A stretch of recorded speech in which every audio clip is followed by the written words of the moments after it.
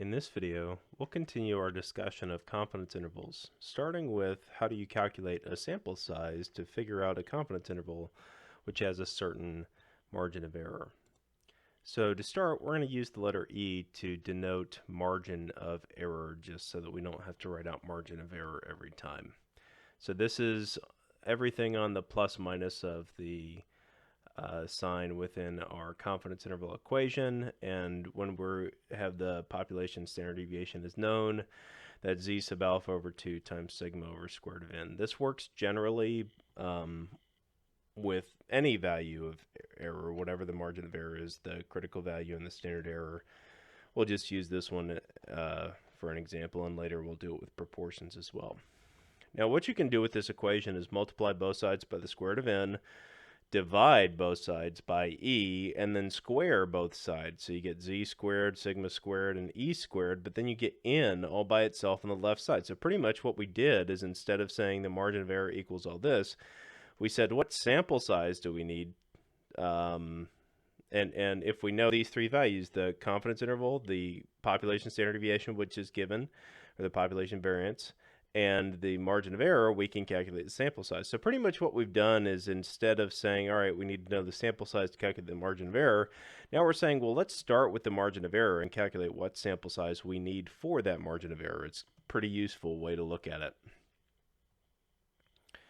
So if we don't know the population standard deviation, again, we can use estimates if you want to, or you could just use the version of that equation that doesn't require you to know the population standard deviation. So it's up to you.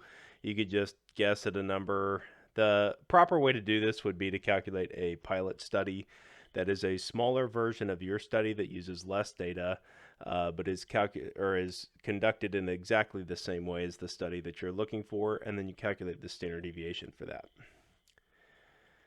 So in this case, we're looking for a potential new location, and we want to figure out an estimate for the population mean.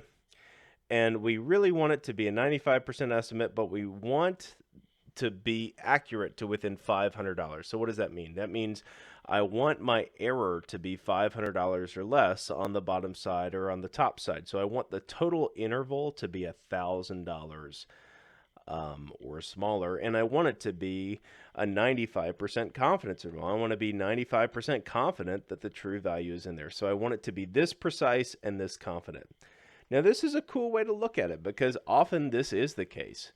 So normally what we do is we have a sample size and we have the probability, and then the margin of error is calculated. But in this case, we start the other way, and we're calculating how large of a sample size do I need to have to find that interval. And I do these calculations for clients, not quite this simplistic, but very similar sample size calculations for clients all the time. So in this case, we plug in our z value, and again, that just comes straight from the table. We plug in our population standard deviation. That just comes straight from our experience, or we make it up. And then we calculate what the error is. Now, they mentioned the error is $500 that they want. And so we just plug in that $500. We've got the population standard deviation that we plug in and square. That gives us the population variance. The standard deviation squares the variance. Then we have that z value, which comes from them wanting a 95% confidence interval. We work this out, and we get 311.17. Now, in statistics, we tend to want to be conservative. And I mentioned earlier, this is not politically. This is, we want to have a little bit more data than we need, as opposed to having a little bit less data than we need. So we need 311.17. If we got just 311, that is not quite enough data to be this accurate. So instead of rounding down to 311, which is proper rounding in normal cases, we are always going to round up if there's a decimal. So 311.17, we're going to round up. So 312 is going to be the sample size needed to get this level of precision and this level of confidence. Now, just like previously when we were talking about the standard errors, we can do all of this interval estimation with the proportions as well. The equation is the same. We have the estimated value plus or minus the margin of error, and the margin of error is still that critical value, that z value, times the standard error, and that standard error equation, square root of p times 1 minus p over n, should look very familiar to what we saw previously. Again, we have that same rule where NP and N times Q has to be greater than 5.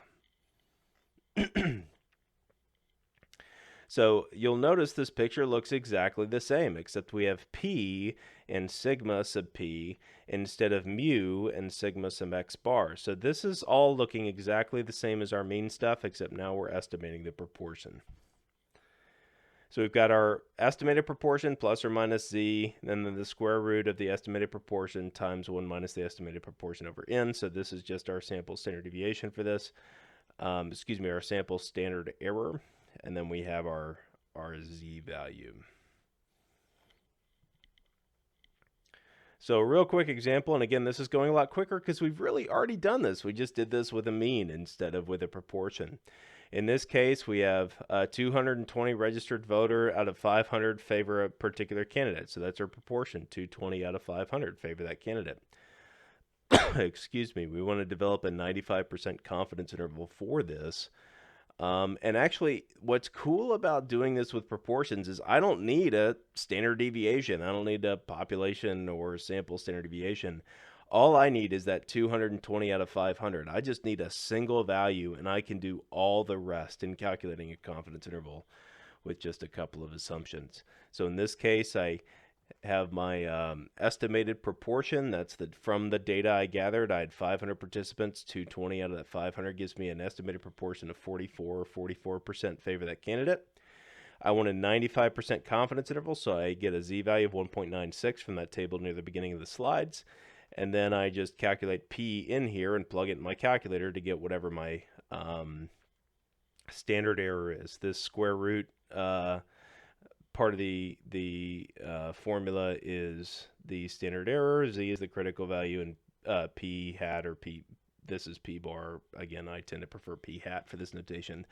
But this P bar or hat, whatever you prefer, is the point estimate. So plugging in all these numbers, I literally just plug them in and chug them in the calculator, and I get 0.44, my point estimate, plus or minus the margin of error of about 4%. So we're looking at about 40% to about 48%, give or take, and that's my 95% confidence interval that of the proportion of voters that favor this candidate. And actually, it's worth saying, like, you'll see this. This is not something that's uncommon. You will see some polls throw up estimates like this. If we're looking at a particular race for a government office or something, you'll see people say 44 plus or minus 2% margin of error or something like that. They will be using this formula or something that is similar, maybe a slightly more advanced version of this formula, but it's the same concept. It's the exact same principle that we just talked about here. And actually, I guarantee you there's at least 1 or 2 news stations out there that use exactly this formula, the exact formula we're talking about now. So, hey, you can go into politics or political commentary. All right, so same thing when we're looking at sample size. We have this new margin of error. And think about this. You have the people on TV who say, oh, I want a 2% margin of error. I want a percentage plus or minus 2. Well, if a person of a TV station came to me and said, well, how many people do we need to go sample for that? I'm going to do exactly what we previously did. I'm going to take this square root of P. I'm going to distribute the square root, which I can do because they're divided. So square root of P times 1 minus P on top, square root of N on the bottom. I'm going to multiply both sides by square root of N, divide both sides by E, and then square both sides. And I'm going to get Z squared, P times 1 minus P. The square root goes away when it's squared, and then E squared. And that solves for N. Now, if you said you wanted to be plus or minus 2%, absolutely I can do this. I just plug in 0.02 in for E and then solve this for a particular proportion. And that's going to tell me how many individuals you need to sample to be right or accurate within 2%, if that's what this particular news station wants. Kind of cool. All right, so what's interesting, though, is that this p-value, we don't really know. So it's kind of like when we had sigma squared previously, like how do you guess at sigma squared? It's a really good question, and actually that's a good argument in the previous equation for why you might use the sigma version instead of the S version, because why would you use S? You're not really going to have a sample to calculate S based on. Um, so here we're just going to kind of assume that we know sigma in the previous equation or know P in this equation. So how do you choose P? Well, ideally, you could do a pilot study where you try it out, um, doing a smaller version and see what a reasonable value for P is with a smaller amount of data. So a preliminary sample, again, I call it a pilot study, which is the technical term. You could also just use a best guess, a judgment value for what you think could be, or you could use the best case scenario. In this case, or excuse me, the worst case scenario. In this case, P equals 0.5. So this is going to give us the highest number for N that we could have. All right, so suppose that we want a 99% interval. So that's the other thing we need. How confident do you want to be? And you'll notice that very rarely do the news stations say how confident they are in their estimates. They just say the margin of error. But let's say we want a 99% confidence interval. We want to be really confident about this interval, but we want it to be within 0.03. So 3%, plus or minus 3% of the population proportion. So we want it to be really confident in it, and we want it to be pretty precise. So this is kind of a tall ask. How large of a sample size do we need? Well, we're going to need a value for P, so we're just going to assume that's 0.44 from some previous study. And then we just plug things in. So we have our equation. We plug in Z for the 99% confidence interval just from that previous slide. Plug in the 0.44 for P, and 1 minus 0.44 is 0.56. And then our error, 0.03, plug that in. And you end up needing a sample size of 1,817 individuals. This is a lot of people. So in this particular case, again, we're saying we need a pretty large sample size to be pretty accurate. So only 3% off, pretty precise, I should say, only 3% off in one direction or another, but we also want to be pretty accurate, 99% confident that it's within that. We'd need a pretty large sample size to feel like we can be that confident in such a precise interval.